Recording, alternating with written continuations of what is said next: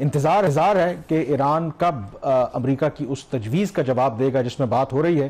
कि वैसे तो अमेरिकी सदर ट्रंप ने कहा है कि ये 1 पेज डॉक्यूमेंट नहीं होगा या 1 पेज मेमो नहीं है, लेकिन एक 14 नुकाती मुजव्वज़ा जो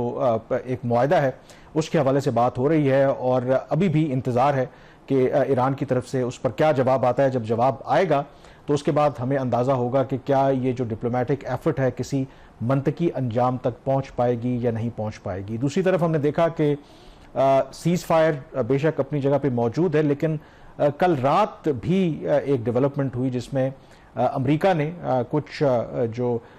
उनके बकौल ईरान के जो मिलिट्री टारगेट्स हैं उनको निशाना बनाया, यानी कि वो मिलिट्री टारगेट्स जिनको हाल ही में अमेरिका का कहना है कि जो वहाँ पर यूएस नेवल शिप्स हैं उनको टारगेट करने की कोशिश की गई थी। लेकिन इंपॉर्टेंटली अमेरिकी सदर ट्रंप ने कहा कि ये सीज़ फायर की वायलेशन नहीं है और सीज़ फायर जो है अपनी जगह पे बरकरार है। तो शहबाज, जो सबसे बड़ा इस वक्त आई थिंक जो इंतज़ार है वो ईरान का ही है और ईरान की वज़ारत ख़ारजा के तर्जुमान ने भी आज जो प्रेस कॉन्फ्रेंस की तो उन्होंने कहा है कि अभी भी जायज़ा लिया जा रहा है जो अमेरिका की तजवीज़ हैं और वो टाइम ले रहे हैं। अब अगर वो टाइम ले रहे हैं तो इट कुड आइदर बी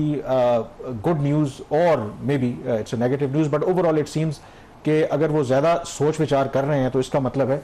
कि पोटेंशली हो सकता है कि फेवरेबल रिस्पांस जो है वो उनकी तरफ से आ जाए। कामरान, बड़ी ही इंटरेस्टिंग सूरत हाल बन गई है। अमेरिका जिसने जंग इम्पोज की थी ईरान के ऊपर, अब वो डेस्परेट है इस जंग से निकलने के लिए और ये बात ईरान को इस चीज़ का बहुत अच्छी तरह एहसास है। और ऊपर से जो एक और इससे रिलेटेड डेवलपमेंट है वो अमेरिकी सदर का चीन का दौरा है जो गालिबन 15 मई से शुरू हो रहा है। तो this is the last week और जो जिसमें कोई ना कोई डेवलपमेंट हो जानी चाहिए, एक्सपेक्टेड तो यही किया जा रहा है क्योंकि ये सारी चीज़ें अब इंटरलिंक्ड हो गई हैं। तो इस वक्त जो सूरत हाल बन रही है, अमेरिका की तरफ ये स्टेटमेंट्स हैं, खासतौर पर उनके जो उनके सेक्रेटरी ऑफ स्टेट है मार्को रूबियो, उनकी तरफ से भी बयान है कि आज उनका ईरान का जवाब आ जाना चाहिए और ईरान का काउंटर जवाब ये आ रहा है कि जब जवाब तैयार होगा हम भेज देंगे। तो ये इस सारी सूरत हाल को आप कैसे एनालाइज करें? आप समझ रहे हैं कि ईरान जो है उसको इस बात का एहसास हो गया है कि this is the best time कि वो जितना मैक्सिमम एक्सट्रैक्ट कर सकता है यूएस से, एक तो इसे एक्सट्रैक्ट करे और सेकेंडली दुनिया को ये बताए कि हम डेस्परेट नहीं है, अमेरिका डेस्परेट है।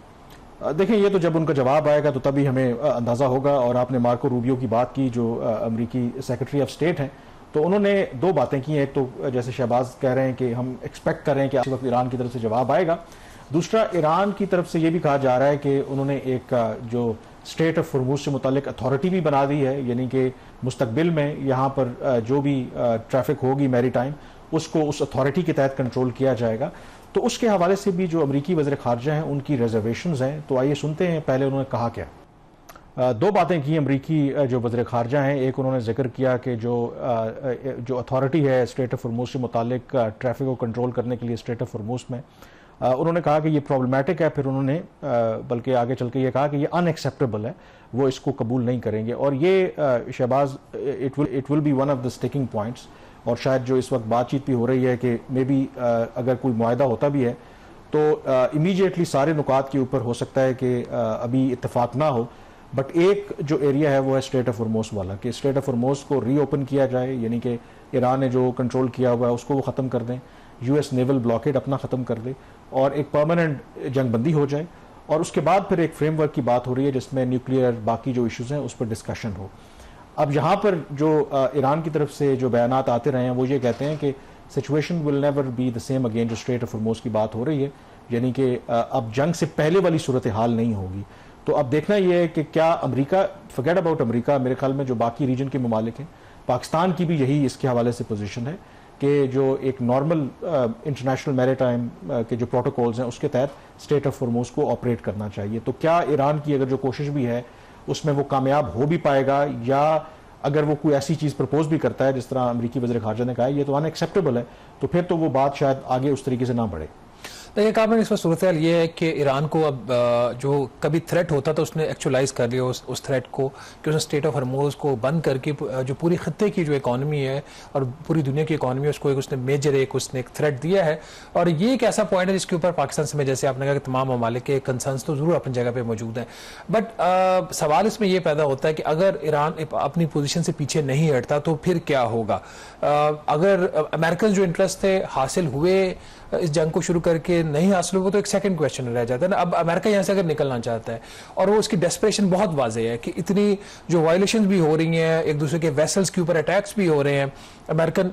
वेसल्स के ऊपर भी अटैक हुए हैं, इरानियन के ऊपर भी हुए हैं, एक आध और मुल्क के जो है वेसल्स उसके ऊपर भी अटैक है, तो कहा यही जा रहा है कि नहीं जंग बंदी जो है वो अभी भी कायम है। तो ये तो एक डेस्परेशन की अलामत होगी ना कि एक लिहाज से तो ये पॉइंट ठीक है कि दुनिया में कोई भी नहीं चाहता होगा कि इसराइल के या एक आध और मुल्क के की जंग जो है दोबारा शुरू हो, बट अगर अमेरिका यहाँ से निकल जाता है और स्टेट ऑफ हॉर्मूज को इसी हालत में छोड़ के चला जाता है, द फेस ऑफ इट वो एक सिंबॉलिक विक्ट्री लेके चला जाता है, तो फिर खत्ते में क्या होगा? इसकी आप इस बात का अंदाजा लगा लें कि बावजूद इसकी इतनी ज्यादा डेवलपमेंट्स इस हफ्ते हुई हैं, जो तेल की कीमत है आलमी मंडी में वो आज भी $100 फी बैरल के आसपास ही है। वो प्राइसेस नीचे इसलिए नहीं आ रही कि किसी को कोई भी क्लैरिटी नहीं है, और जिस किस्म की अब ये जो मार्केट के अंदर जो लोग बैठे होते हैं, जो कंपनीज होती हैं, ये मार्केट इनसाइडर्स होते हैं, इनके पास पॉलिटिकल इंफॉर्मेशन भी होती है। तो ये वाले जो सूरत हाल डेवलप है ज्यादा डेंजरस, क्योंकि प्रॉब्लम सिर्फ यहाँ पे तेल की कीमत नहीं है, प्रॉब्लम इसके साथ ये भी है कि जो इंश्योरेंस कॉस्ट है, जो प्रीमियम है उस तेल के ऊपर, वो अभी तक नीचे नहीं आ पा रहा। लेकिन इसमें एक और जो फैक्टर है जो बिल्कुल आप ठीक कह रहे हैं कि अगर प्राइस नीचे नहीं आ रही तो ऊपर भी नहीं जा रही, यानी कि पिछले हफ्ते तो एक मरतबा $126 पर बैरल तक $72 पे भी नहीं आ रही ना, वो तो जब जंग तो हालत जंग में जब 90 की तरफ फॉर्मल कोई एग्रीमेंट नहीं हो रहा है, उसकी एक और जो इंडिकेशन है कि जो आप बात कर रहे हैं कि अभी जवाब तो ईरान की तरफ से नहीं आया, लेकिन आज जो डेवलपमेंट हुई है, आज 8 मई को जंग के बाद से वहां पर जो उनकी फाइनेंशियल मार्केट्स थी ईरान में वो क्लोज कर दी थी उन्होंने, वो आज रीओपन हुई है 8 मई को। तो आज इसका मतलब ये है कि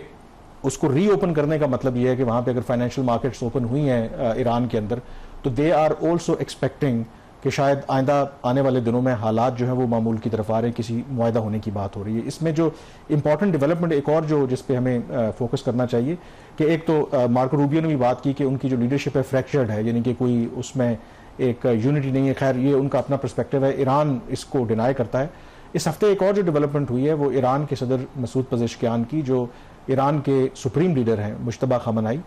उनके साथ मुलाकात हुई है। 2.5 घंटे वो मुलाकात जारी रही है, और ये मुलाकात बहुत सिग्निफिकेंट है क्योंकि ये पहली नॉन मीटिंग है जब से ईरान के जो इनके जो पहले प्रीडिसेसर थे, उनके वालिद भी थे जो खamenei, उनकी असैसिनेशन के बाद जब इनकी तैनाती हुई तो उसके बाद इनके वेयर अबाउट्स का नहीं पता था, इनकी सेहत कैसी है इसके बारे में जानकारी नहीं थी, और इस तनाजुर में ये जो मीटिंग होना, तो इसमें एक बात ये कही जा रही है कि जो भी डील अब अल्टीमेटली होगी ईरान और अमेरिका के दरमियान, वो विद द अप्रूवल ऑफ जो ईरान के सुप्रीम लीडर हैं उससे ही होगी, उनसे कंसल्ट किए बगैर हो नहीं सकती। तो इस बात का इम्कान मौजूद है कि ये जो 2.5 घंटे की मीटिंग हुई है, तो उसमें मुमकिन तौर पर जो अमेरिका के साथ मुआहदे की बात हो रही है वहाँ ये डिस्कशन हुई होगी। तो शायद इसलिए भी कहीं ना कहीं एक जो होप है अपनी जगह पे बरकरार है। एंड डोंट फॉरगेट कि इसी हफ्ते हमने देखा कि ईरान के वज़ीर ख़ारजा अब्बास अरागची ने चीन का दौरा किया, और जब से ये जंग हुई उसके बाद सीज़ फायर हुई, ये पहला ईरान के किसी भी सीनियर डिप्लोमेट का चीन का दौरा था। और चीन की तरफ से जो हैंड आउट सामने आया that is very interesting. Number 1 उन्होंने ये कहा है कि इस जो उनको बहुत कंसर्न है, ये 2 महीने से जो जंग जारी है और इसको एक मुआहदे के तहत ख़त्म होना चाहिए, diplomacy is the only way forward. Straight of Hormuz के हवाले से उन्होंने बड़ी एक बैलेंस बात की। एक तो उन्होंने कहा है कि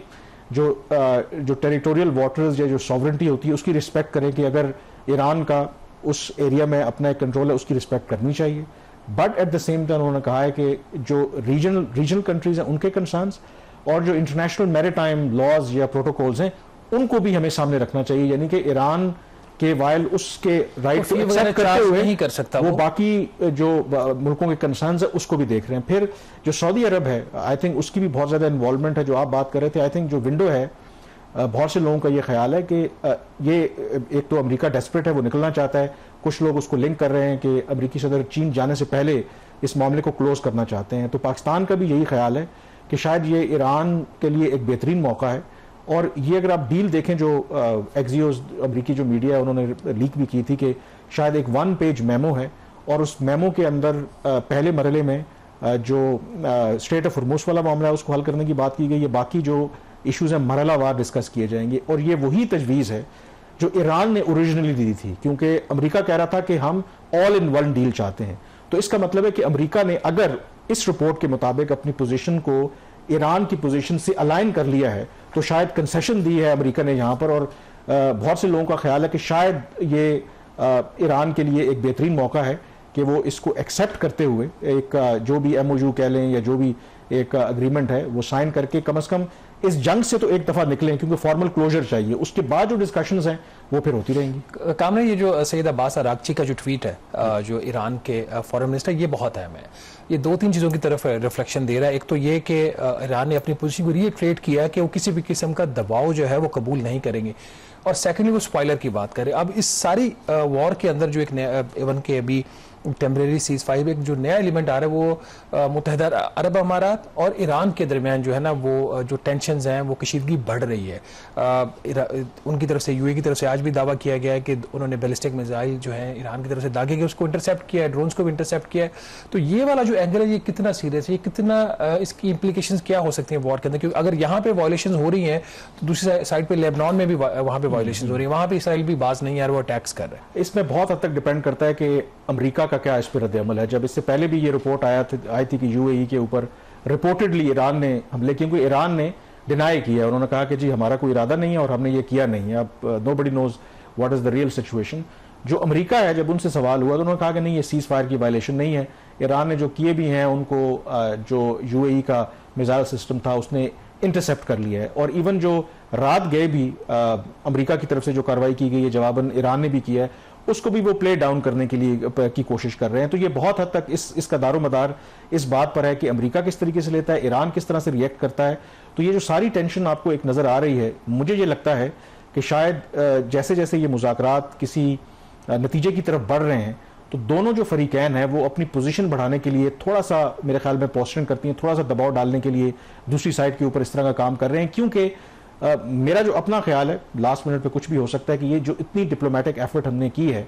इसका इवेंचुअली जो है वो एक जो इसको पूरा एग्जॉस्ट किया जाएगा। और उसमें जो एक और इस हफ्ते जो बड़ी डेवलपमेंट हुई, अगेन पाकिस्तान इज आप कह लें कि सरप्राइजेस दुनिया को दे रहा है, क्योंकि जब अमेरिकी सदर ट्रंप ने प्रोजेक्ट फ्रीडम का ऐलान किया सो कॉल्ड, और वो प्रोजेक्ट फ्रीडम ये था कि जो स्ट्रेट ऑफ हॉर्मुज़ में फंसे जहाज हैं उनको निकालने के लिए US की नेवी जो है वो मदद करेगी। और उन्होंने दावा भी किया कि कम से कम 2 जहाज निकलवाने में वो कामयाब हुए